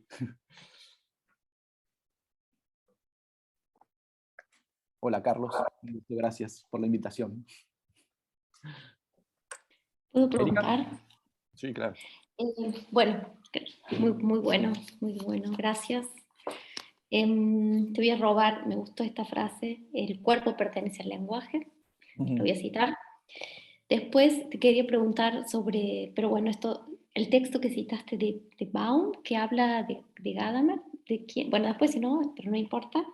Y pensaba que hace poco, estos días leí que Gadamer tiene un texto sobre, hay uno que es bien breve, no me acuerdo el título, pero hay otro que no está publicado, que es sobre Bernhard Scholz, que es un pintor alemán, y ahí habla del lenguaje de los gestos. O sea, trabaja, y en una de las partes, no lo tengo acá, porque no estoy en casa, pero dice que los gestos son completamente, bueno, en alemán dice völlig leiblich y completamente espiritual. Entonces yo pensé, o sea, me pareció fantástico en relación, digamos, de traerlo ahora y lo que habíamos hablado, porque es eso, y también lo que ya se dijo antes, la voz, cómo está ahí. Bueno, para mí Gadamer está siempre ahí pensando la tensión. Entonces me parecía, digamos, dice también que el gesto está en sí mismo, se sostiene ahí. O sea, y es no sé, no termino de entender todavía yo, pero me parecía muy pertinente. Y con la última, ay, que me olvidé, que era sobre esto último, que estaban hablando, que no lo noté, ay, no sé, me olvidé, era sobre esto último que estaban hablando con Matías. Bueno, si me acuerdo lo digo, pero me encantó. Igual a mí me cuesta un poco, digo, como me cuesta entender la crítica que se le hace a Gadamer sobre esto, de que no haya pensado, de que sea problemático. No sé, quizás es porque estoy como demasiado metida por ahí, ¿no? O me cuesta, digamos, ver por qué, de nuevo con relación a esto que vos decías, de esta idea de la sensibilidad hermenéutica, la sensibilidad del oído. Sí, es cierto, o sea, no. Pero igual como que a mí me parece que hay muchas cosas que dan y que están presentes, como cuando habla del gusto, cuando habla del tacto. Claro, ya lo hablamos, igual si uno profundiza por ahí, quizás tenga que ver con esto que decía Graciela, es que el punto de partida es otro. Y entonces, en fin, nada, muy interesante. No, gracias a vos, Erika, porque bueno, parte de esta exposición surgió en las charlas que tuvimos a partir de la exposición de Ño y bueno, me animó a trabajar esto. En realidad, yo estoy de acuerdo con vos, o sea, creo que, como en todo gran autor, hay mucho más para sacar y para trabajar. Por ejemplo, el concepto de gusto, el concepto de tacto, refieren a una cercanía mucho más sutil entre corporalidad y lingüisticidad que puede encontrarse en Gadamer también, ¿no? con toda justificación, ¿no? Pero creo que ahí te pasé el texto de Baum, que está, es, digamos, bajado de internet, pero está la presentación de él, el capítulo está dedicado justamente, empieza así, diciendo, bueno, evidentemente en Gadamer el tema del cuerpo es raro, es un tema, digamos, no trabajado, hay textos, sí, estos textos tardíos sobre la salud y la enfermedad, pero no son nucleares. Entonces, a él lo que le llama la atención es cómo si las primeras teorías de la cognición, de la encarnación, de la comprensión, se definen como enfoque hermenéutico, ¿no? Entonces dice, bueno, algo tiene que haber. Y entonces te empieza a hacer el análisis casi como rastreando, ¿no? Pero bueno, siempre se parte de un lugar donde el autor se asienta, se planta bandera, por así decir, y sin duda el de Gadamer es el de la lingüisticidad, ¿no? Pero a partir de ahí me parece que se puede decir mucho incluso sobre la corporalidad. Por eso me llamaba la atención que nadie tomaba la idea de encarnación, ¿no? Como una idea fundamental, ¿no? Sin duda es una idea teológica, y ahí está Agustín y demás, pero tanto idea de encarnación es legítimo que uno diga, bueno, si la encarnación es lo que explica el ser del lenguaje, no solo para la inseparabilidad, me parece que todo esto se puede derivar de la idea de lingüisticidad como encarnación, o revelada por la encarnación. Es que es así. Revelada en un sentido no teológico, digamos, ¿no? Elucidada por la encarnación. No, pero yo creo que es así, ¿no?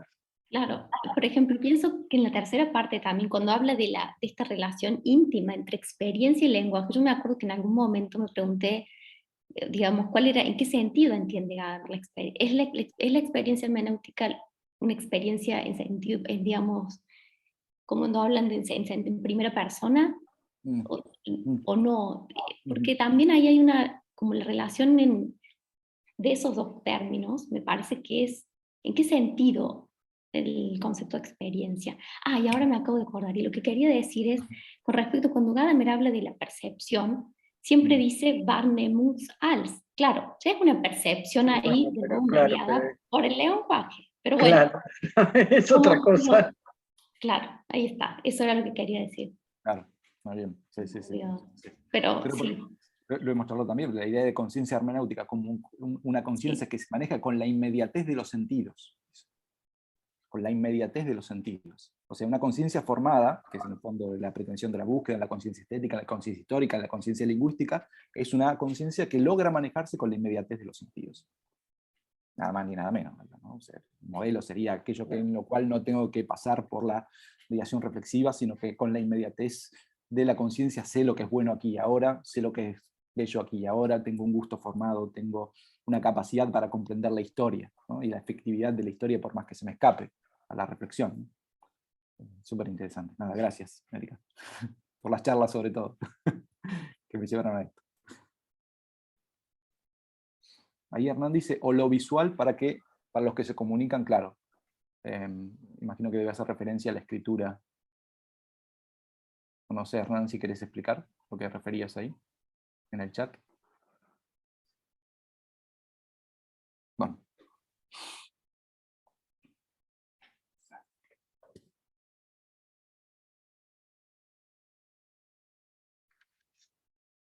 Y un análisis de Maquiavelo, pedía Fabio. Bueno, no sé, pero se fue. No sé, ¿en relación cómo? Mejor.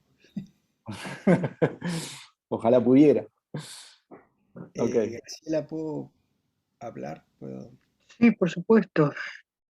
Sí, Carlos. Bueno, muchas gracias, Javier. No sé si me escucha. Muchas gracias, Javier.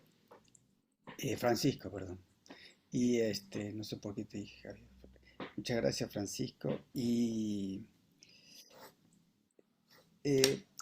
ciertamente que, como ha quedado claro en esta exposición, los autores tienen matices, ¿no? Y los autores tienen, digamos, un mundo limitado también de reflexiones y de terminologías, un dialecto propio. Pero más allá de eso, quería hacerte esta pregunta. Más allá de Gadamer, y obviamente que pensando en todo lo que has dicho, que me pareció muy interesante ese camino de la lingüisticidad al cuerpo, ¿no? Para repensar el cuerpo. Pero la pregunta es la siguiente. Hablar del lenguaje no es hablar del cuerpo ya. Porque digo, en Gadamer me parece a mí como bueno, en Requer, es decir, no, introducirlos a ellos en el llamado giro lingüístico me parece que es un poco extraño, por lo menos, o corta el vuelo fenomenológico que ellos tienen en el sentido de encarnadura en lo real, digamos. Y para empezar, si el lenguaje es posible para cada uno de nosotros, originariamente, ¿no? En tanto habla, es decir, ingresamos al lenguaje en tanto habla. Eso es cuerpo, ¿no? Es decir, Totalmente. la primera experiencia del lenguaje, y eso lo dice mucho Gadamer mismo cuando refiere, por ejemplo, los textos sobre la poesía, ¿no? Nuestra primera experiencia del lenguaje es de la escucha, ¿no? Por eso dice que es como uno de los sentidos primordiales, más que la vista, ¿no? La escucha, y lo que escuchamos es sonido, es decir, corporeidad, digamos. Y a través de ello, digamos, la significatividad llega muy tardíamente, mucho después, ¿no? Por eso me parece muy lúcido lo que has hecho, porque es mostrar que esa dicotomía es un problema nuestro de cómo entenderlo. Exijo esa dicotomía, digamos. Eh, pero que cuando Gadamer habla de la poesía y dice, ¿la poesía qué es? ¿Cuál es lo propio de la poesía? Como todo arte, pero más particularmente que todo arte, mantener la proximidad con el mundo, dice. Porque la poesía no es expresión, sino es Dasein, dice él, como el Dasein nuestro. Y por eso y eso es por el cuerpo, digamos, nuestra corporeidad que hace que estemos abiertos al otro, ¿no? ¿Qué quiero decir y preguntarte, digamos? ¿No te parece que esto habla justamente de nuestras dificultades de comprender el lenguaje? Es decir, de desencarnar el lenguaje. Bueno, Sí. muchas gracias, la verdad que muy bueno. Muy bueno. Muchas gracias. Solo tenés que hablar más rápido, porque los que somos viejos ya no te podemos seguir, ¿viste? Perdón. Está bueno. Más lento, no más rápido. Más lento. Tengo un problema. Una moto de esa potente, ¿viste? A mí me encanta alguien que tenga así la capacidad de razonar. Pero Son jóvenes, Carlos.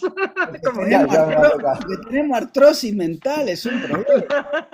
No creo. Bueno, gracias. No, totalmente de acuerdo con vos. O sea, realmente. O sea, creo que nuestra dificultad, el concepto de abstracción que Gadamer utiliza en todos los campos, ¿no? Estética primero, pero nuestro comprender es abstractivo. Y esa abstracción me quita verdad de las cosas. Una tontería. Para mostrar esa abstracción. ¿Por qué escribimos la A como la escribimos? Claro. Es una abstracción del lenguaje. Pero la A se escribe así porque es la forma en que ponemos la boca para pronunciarla. ¿Por qué la B? Porque la B es una nasal, y o sea que el aire viene de la nariz, da una vuelta a la boca y sale. ¿Por qué la P se dibuja, para ponerle el mejor nombre, al revés que la B? Porque viene de la glotis, de abajo, da la vuelta y sale. Por eso la P se escribe así. La C es la forma en que pongo la lengua para poder pronunciarla. Obviamente esto varía en cada idioma, pero cuando uno lo piensa, lo que está codificado, y ese es el gran problema. Me tendrías que explicar eso mismo, pero con el persa. Bueno, a ver, claro, ahí te quiero ver, es fácil con la pela, pero... claro. Pero bien interesante. Bueno, claro. Claro, no, sí, ahí ya no sé. Son formas abstractivas, ¿viste? O sea que en el fondo nosotros hipostaseamos de alguna manera, lo convertimos incluso en texto y eso se convierte en algo, pero lo que está en el fondo es nuestro cuerpo. Creo que cuando uno piensa el lenguaje en estas dimensiones revela el cuerpo, inseparable del lenguaje, totalmente de acuerdo. Esa es la riqueza de poder desandar las abstracciones que hemos logrado como cultura. A mí me gusta mucho Maldiné, es un tipo difícil, escribe complicado, pero el trabajo que hace es ese trabajo genético, como desandar los elementos culturales para descubrir en eso. Lo hace con la poesía de Francis Ponge, o sea, dice, bueno, el poeta tiene eso, tiene el contacto con el mundo directo. Cuando uno interpreta poesía, no interpreta una cosa cultural refinada, sino referida al mundo donde se une con la materia. Por eso me gusta, perdona, Francisco, por eso me gusta tanto Riquet Simbólica del Mal, ¿no? Es decir, porque justamente no se pierde la materialidad, es decir, el símbolo es ese doble sentido, pero que remite a un sentido primero, y ese sentido primero es la mancha, por ejemplo, ¿no? Entonces, es decir, que uno puede tocar incluso. Eso de Riquet me parece grandioso, ¿no? Sí.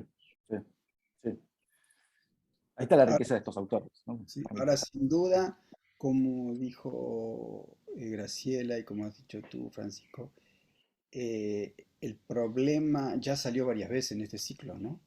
Sí. Las dificultades que la hermenéutica tiene con esa experiencia muda o vivencia muda, ¿no?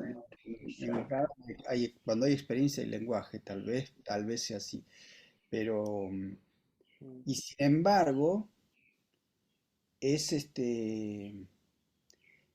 digamos, a ver si para decirlo, el campo de la experiencia hablada al campo de la experiencia muda, el campo de la experiencia hablada es infinitamente más pequeño que el campo de la experiencia muda.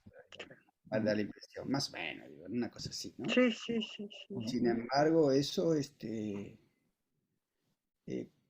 cuesta, o digamos, quizá muestra un límite insalvable, ¿no? Un límite insalvable para pasarlo al lenguaje. Quizá ese límite, gracias a ese límite podemos reinstalarnos en la finitud siempre, ¿no? En la finitud de la comprensión y en la modestia o en la humildad de la comprensión, porque los límites nos rodean, digamos. Todo lo que no somos capaces de llevar al lenguaje y por tanto la comprensión, ¿no? A la comprensión, a una comprensión al lenguaje, pero que sin embargo late otra comprensión, ¿no? Late otra comprensión. Por eso la idea de energía para mí en Gadamer es lo que explica el diálogo. O sea, y digo, Francisco, ya que pones esa pregunta también, ahí está el esfuerzo de llevar a la palabra.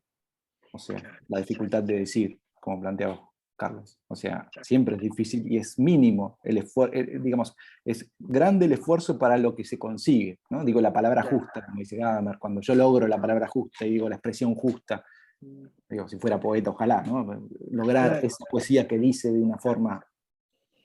Pero eso es un esfuerzo enorme en el cuerpo y en el lenguaje que muestra finitud. Pero por eso también, Francisco, cuando vos decías en el primer presupuesto, que yo acá justo tengo anotado como condición, me encantó ese primer presupuesto como condición y direccionalidad, y hablabas del querer decir, yo creo que hay algo más que creo que probablemente esté en todos estos autores, que es la cuestión de la interpelación, del a decir, ¿sí? Es decir, que justamente que es un poco lo que decía Carlos también, es decir, ese a decir, es decir, es como que hace ver que nunca se agota el plano de la experiencia muda, digamos, es decir, no, es mucho más, es infinito, y el lenguaje es una posibilidad, entre otras, porque tampoco es la única, pero lo que interesa en todo caso es mantener esa interpelación, ¿no? Es decir, eso que de alguna manera, como te decía en ese artículo de Merleau-Ponty, ese trabajo de Merleau-Ponty, es esa intencionalidad, digamos, bueno, que está en Husserl, ¿no? El Emma Wieder, ¿no? Es decir, el siempre de nuevo, el siempre, digamos, retomar y recomenzar. Me parece que es justamente lo que la riqueza, porque yo lo pienso así, así pensé también este ciclo, ¿no? Es decir, por un lado, como la riqueza de la experiencia muda, ¿no? La inagotabilidad de esa experiencia muda. Pero por el otro lado también es cierto que es la articulación de ambos, palabra que también utilizaste en un momento de la exposición, ¿no? Es decir, creo que sí, muchas veces caemos en decir la dicotomía, pero lo que hay es una tensión, es una articulación como un logos articulador, ¿no? Que por otro lado, es decir, bueno, recién en una de las preguntas, es el logos, o tu respuesta, es el logos en diácetos que llama al logos profericós, ¿no? Entonces ahí está la cuestión. Bueno. Y acá dice Francisco Cayo Huella, claro, por supuesto, historia. Sí. Por eso la idea de experiencia dolorosa, para mí es clave. Claro. O sea, Ricardo, es curioso que los dos hagan ese énfasis. Uno en la negatividad de la experiencia en términos comprensivos, Gadamer, y Riquet en la idea de experiencia de dolor. Acá está Mica, digo, que trabaja fenomenología, o ha trabajado mucho fenomenología del dolor. Básicamente la explicación de Riquet es que yo no necesito explicación del placer. El placer no requiere por qué, dice Riquet. Pero el dolor sí. Y el dolor es una experiencia muda que me lleva a hablar, a intentar decir. Ese a decir es... Si no hubiera sufrimiento, no sé qué a decir, o cuánto hay inagotabilidad del a decir. En tanto hay sufrimiento, es infinito. Por lo menos en estos autores es creo que lo que moviliza. No sé. Hola Rodrigo, un gusto verte. Hola Francisco. Yo soy más agradecido por lo que dicen que las respuestas que puedo dar. Así que...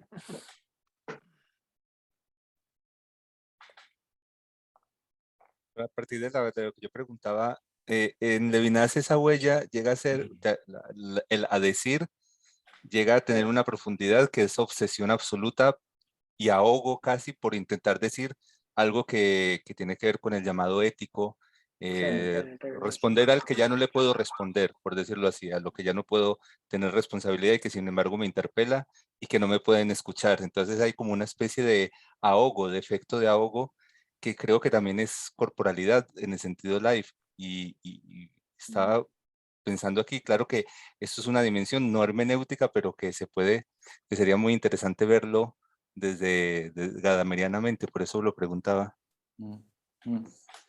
Sí, muy interesante. Muy interesante. A mí me gusta traducir mucho las categorías vinculadas con la materialidad al campo del lenguaje. O sea, energía, entelequia, por ejemplo, no sé, entropía, inercia. No sé, cuando uno habla del deseo de decir, fracasando constantemente o fracasando muchas veces. Porque en el fondo también es el cuerpo el que en el fondo termina fracasando. Digo, básicamente nos vamos todos de acá. Bueno, nada más. Gracias, Francisco.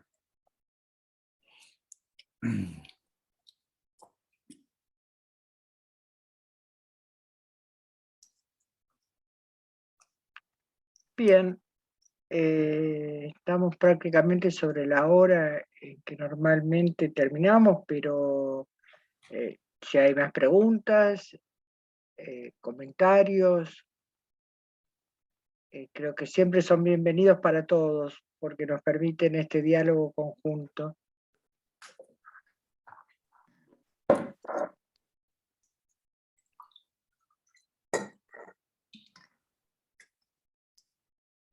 Bien. Felipe, ¿no ibas a preguntar? Sí, en realidad es un comentario. Primero, bueno, yo vengo de otro palo, así que para mí todo es nuevo, es impresionante. Y en los diálogos que se iban dando, y sobre todo sobre esto último, así, yo más o menos interpretaba desde otro lado, se me vino a la mente, no sé si sería un ejemplo o quizás una expresión de esto, que es el músico Eric Satie, que en sus composiciones de piano solía escribir poemas para el intérprete, queriendo expresarle lo que él estaba expresando con su música, por decirlo de una manera.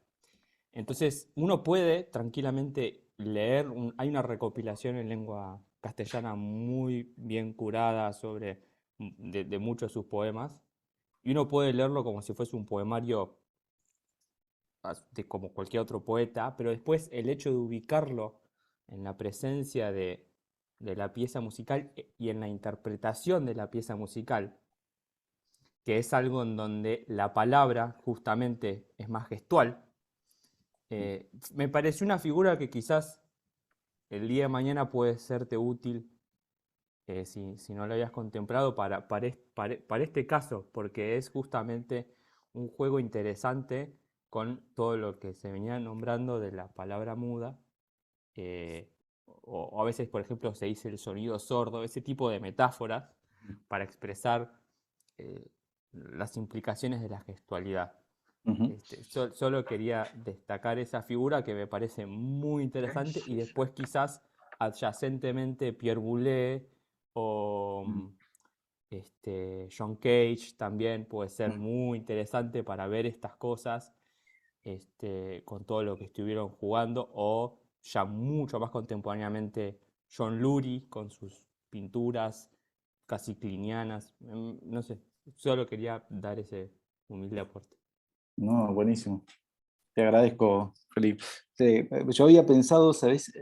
La poesía, hay poesías japonesas. Los japoneses tienen lo que se llama camino del incienso, que es como una ceremonia del té, o sea, el mismo sentido budista, pero acompañan las poesías con fragancias. Hay una tradición donde en realidad las poesías van acompañadas de olores específicos, ¿no? No porque las palabras remitan a esos olores, obviamente no como sería una literalidad, sino qué fragancia tiene el poema, ¿no? Entonces, en ese juego, como se da también en la música, que es bastante, como lo mostraste bien, bastante accesible para poder hacerlo, también en otras artes es posible interpelar de otra forma a la corporalidad de la que está acostumbrada y sacarle de esa abstracción, ¿no? De lo que uno esperaría en ese registro, tener que registrar la obra, ¿no? Es Bueno, muy interesante Nietzsche porque digo, en El caminante y su sombra habla de el olfato que dice de las palabras. Como dice, todos están hablando de las palabras menciona un montón de metáforas y dice, pero nadie me habla de la palabra que se puede oler, que se puede sentir. Exacto. Perdón, Por eso hay- Felipe, si no te escuché mal, hay una traducción de estos Sí, poemas de Satie. sí. Creo que esta la tengo. Si me dan un segundo, lo voy a buscar arriba en la biblioteca. Si no, me fijo si la tengo en PDF. Para dos cosas necesito tiempo. No, está bien, si no después mandala. Sí, se mando por mail. Dale, Felipe, gracias. quería hacerte una pregunta, Felipe. En Ujú. en ese juego, combinación entre la palabra y la música, ¿sí? Es decir, la poesía y la pieza es a ti. ¿Qué es el cuerpo? ¿Cuál es el cuerpo? Para mí y esto yo no soy ni músico ni nada, pero puedo decir lo que sea. Me siento en libertad de, justamente Claro, como no sé, es lo que eh, tratamos de hacer todo, pero para mí es el tono, porque lo que reemplazas a ti con sus poemas son los conceptos musicales que van vinculados a la velocidad de la interpretación, pero después a la tonalidad, porque por ejemplo, en algunas ocasiones él escribía, no sé, por ejemplo, una nota decía, con la melancolía de un perro solitario, como decir, la carga afectiva de la afección que, que toma esa pieza, este, o esa atmósfera que genera el intérprete, va a ser después la corporalidad que se va a expresar o que va a rebajar al, al que está recibiendo esa expresión. Para mí va por ese lado. Porque si uno piensa en la gimnopedía, o que él trata de recuperar esa atmósfera, no sé si simbolista o de fines del siglo XIX, es la lentitud con la que va progresando, o por ejemplo en las Nocien también, que él después hace varias versiones, por ejemplo, y en cada versión es un tiempo, una tonalidad, una ritmicidad distinta. Para mí está implicada ahí el cuerpo del intérprete, cómo pone su cuerpo, como por ejemplo, no sé, el pianista Glenn Gould, cómo él tocaba, no sé, Mozart o Beethoven, encorvándose, o por ejemplo la corporalidad de Chopin. Me parece que va por ese lado, que es por la expresividad que adquiere la tonalidad de la obra. pero en ese sentido, bueno, la corporeidad del intérprete está obviamente comprometida, pero lo corpóreo en esa relación, al menos lo corpóreo eh, fundamental, el cuerpo fundamental en esa relación es el sonido, ¿verdad? Es decir, es porque ese sonido es el que le da cuerpo a la poesía, al. Eso pregunto, no sé cómo lo ven ustedes. Francisco se está durmiendo con mi pregunta. No, con estos temas. Sí, Lo último. me conté, a mis hijos dormían enseguida, empezaba a hablar de filosofía. Calmaban, ¿viste? Bueno, No, hola, me gustaría, bueno, saludar primero a Francisco, a Carlos. Lamentablemente no los pude conocer en persona, ya estoy de nuevo en Chile y yo me prometí no decir nada porque llegué muy tarde a la charla, no alcancé a escuchar más de la mitad y me he prometido no hacer preguntas a pesar de lo interesante porque por lo general justo me pierdo las respuestas a las preguntas, que es la parte que no escuché, entonces me pasa siempre eso. Pero aún así te quiero agradecer porque la verdad que ha sido muy interesante para mí.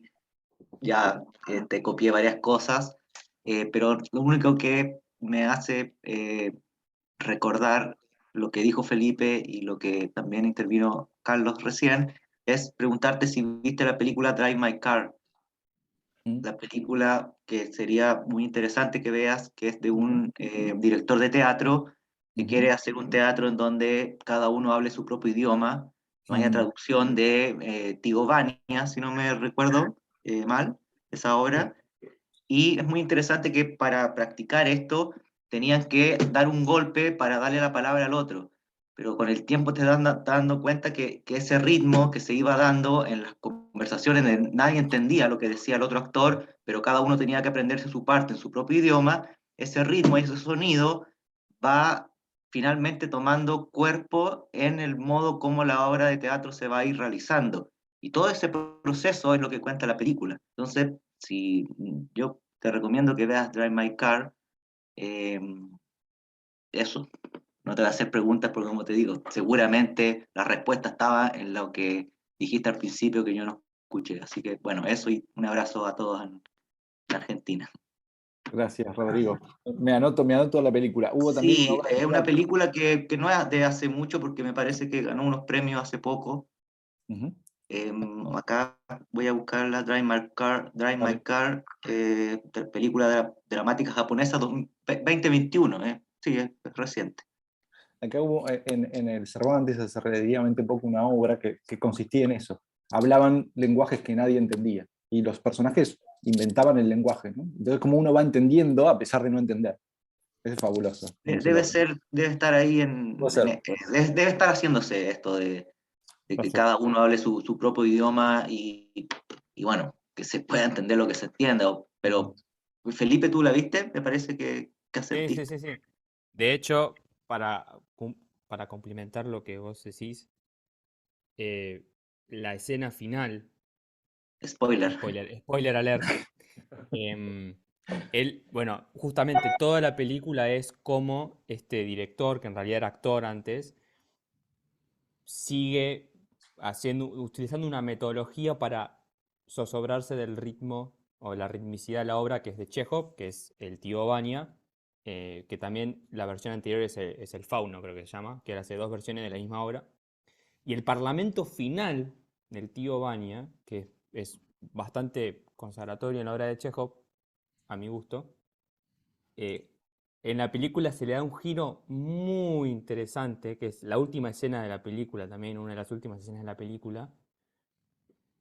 Que si lo digo, se arruina todo el objeto de la película, Sí, pero no, no. justamente Sí, ahora implica estoy. el silencio, Bueno, implica el la silencio. el próximo encuentro retomamos Sí. ya con la película Los vista y cine el que debate no, hacemos. bueno. Ahora me acabo de dar cuenta que está basada en un relato de Murakami. Murakami, sí. ¿Sí? Es la misma entonces. Bueno, gracias. Nos vemos algún día. Gracias. Gracias. Bueno, no sé si todavía hay alguna pregunta. La verdad que cuesta cerrar este diálogo tan enriquecedor, ¿no? Y más que es la última conferencia, Francisco, muchas gracias realmente por tu presentación, por tu introducción, porque realmente retomaste las conferencias anteriores del ciclo y nos pusiste a todos en tema, ¿no? Buscando lo mejor de cada una, ¿no? El núcleo mejor, lo mejor es el núcleo de cada una. Y desde ahí llegaste a lo tuyo, realmente te felicito, muchísimas gracias. Y bueno, muchísimas gracias también a todos los que han participado, han estado presentes ahora o en otras transmisiones, realmente muy contenta. Muchas gracias al Centro de Hermenéutica, a Laura, a Diego, a Carlos, que también me incitó a realizar esta propuesta. Así que muchas gracias.